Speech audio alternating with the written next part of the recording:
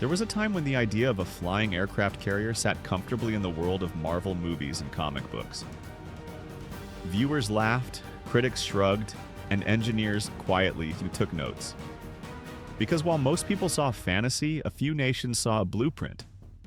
Today, that blueprint is taking shape in hangars, test ranges, classified defense advanced research projects, agency files, and Chinese aerospace expos. The future of air power is no longer tied to runways, oceans, or fixed bases. It is taking off into the stratosphere, riding waves of autonomous drones, AI-driven wingmen, and airborne motherships that exist simply to deploy mini air forces while never touching the ground. From zeppelins to disaster, long before superhero movies imagined airborne runways, the United States Navy actually built them. In the early 1930s, two massive airships, the United States ship Akron and United States ship Macon, took to the skies. Each stretched roughly the length of two football fields laid end to end and carried small fighter biplanes inside internal hangars. Those planes were lowered through the belly on a trapeze system, released mid-air, and even reattached in flight. This was not a science experiment. It worked. But the sky has never been gentle. Both airships fell victim to storms off the U.S. coast, killing dozens of sailors and ending the project. The lesson was simple and brutal. The sky will let you dream, but it will also destroy you without hesitation. And for decades, the dream went silent. Nuclear ambition and Cold War sky cities.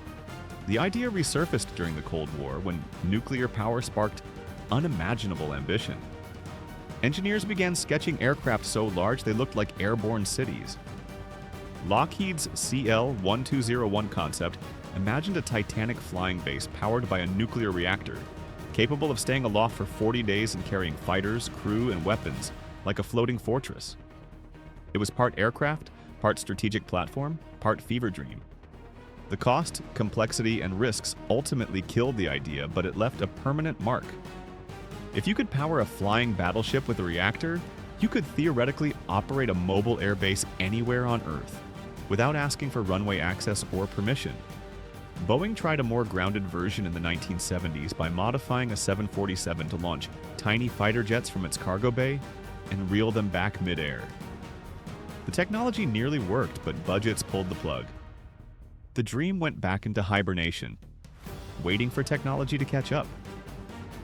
Enter the drone age.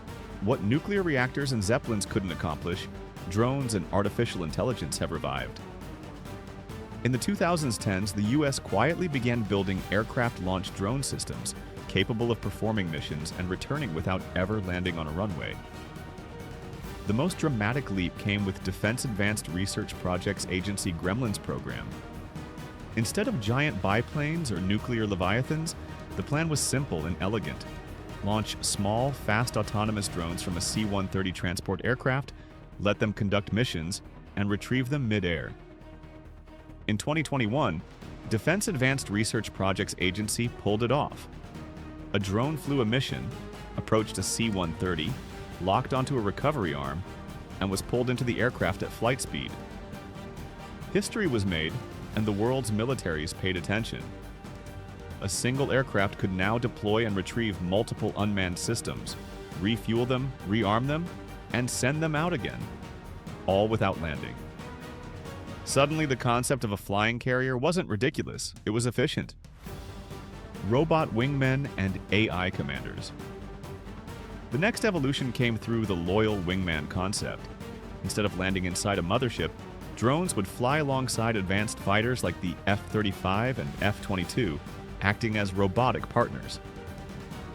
Aircraft like the MQ-28 Ghostbat and XQ-58 Valkyrie emerged, designed to scout ahead, jam enemy radars, or strike targets under the direction of a human pilot. This wasn't replacing pilots, but it was multiplying them. One pilot could lead a small robotic squadron through hostile airspace, sending machines into danger while staying safe. Supporting this idea is Skyborg, an artificial intelligence system created to manage unmanned aircraft and react faster than any human. Skyborg doesn't fly the plane. It orchestrates the battle. It analyzes threats in milliseconds, prioritizes targets, and ensures drones and manned aircraft operate as a synchronized digital combat team. The result is a new style of warfare: pilots as commanders, machines as warriors, and the sky as a distributed launch platform. The Long-Range Strike Web. To push this vision further, Defense Advanced Research Projects Agency developed Longshot, a drone launched from another aircraft that carries its own missiles. Picture a missile platform inside a launch aircraft, extending its range dramatically while keeping pilots far away from danger. Add in Arsenal planes, upgraded B-52 bombers acting as flying missile racks, and you no longer need one giant flying battleship. You have many smaller ones. Air power becomes layered, flexible, and nearly impossible to pin down. Each aircraft is now a miniature carrier, each drone a strike fighter, each swarm a tactical surprise.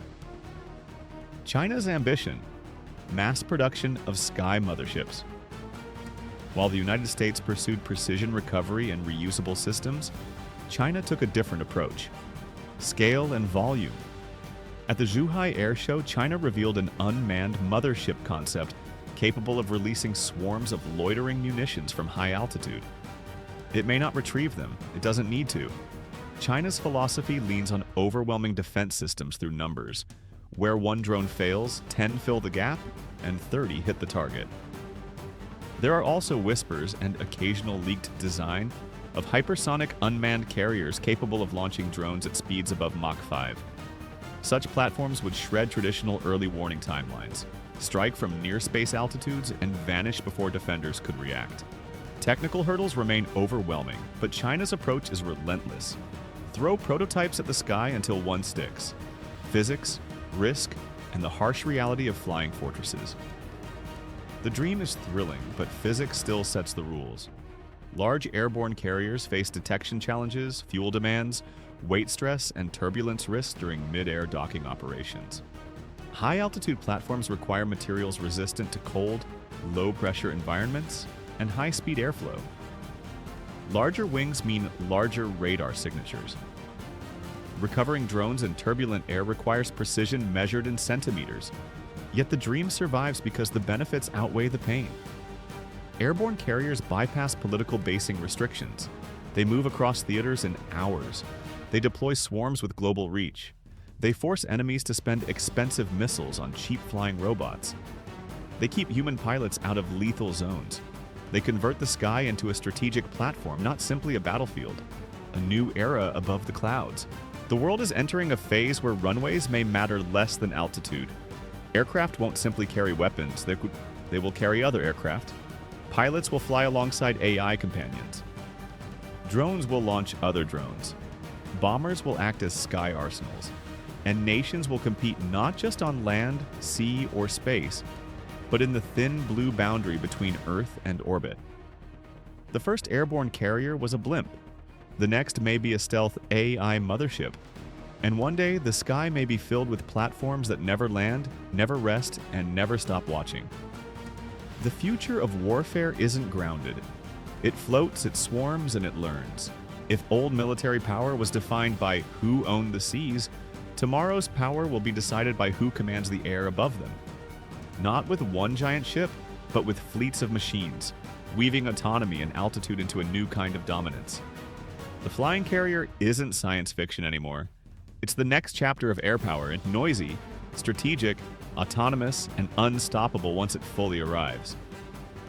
If you enjoyed this deep dive into tomorrow's war machines and the science turning fiction into reality, make sure you hit that like and subscribe.